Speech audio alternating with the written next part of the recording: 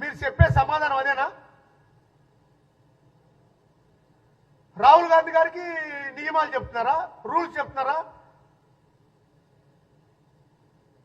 ఎన్నికల అధికారులు, ఎన్నికల కమిషన్ చేయాల్సిందేంది?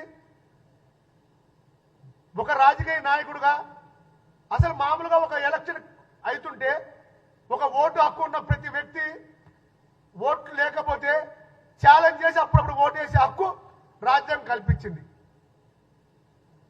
ప్రాథమిక హక్కుల్లో ఓటు హక్కు కూడా ఒకటి. అలాంటి హక్కు మన కాల రాస్తున్నప్పుడు ప్రశ్నించొద్దా? ఓట్ చోరీ అవుతుంది, లక్షల ఓట్లు దొంగిలించబడుతున్నాయి, అధికార పార్టీకి అనుకూలంగా మీరు ప్రవర్తిస్తున్నారు అని మా ఆరోపణ.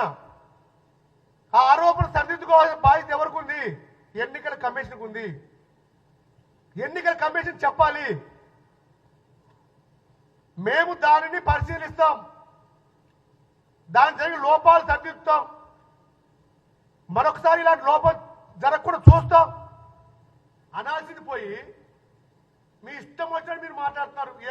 ఒకరు అఫిడవిట్ ఇవ్వమంటారు, ఒకరు జాతి క్షమాపణ చెప్పాలంటారు. అంటే మిమ్మల్ని ప్రశ్నిస్తే జాతి క్షమాపణ చెప్పాలా? మీరు తప్పు చేస్తే సమర్థించాలా?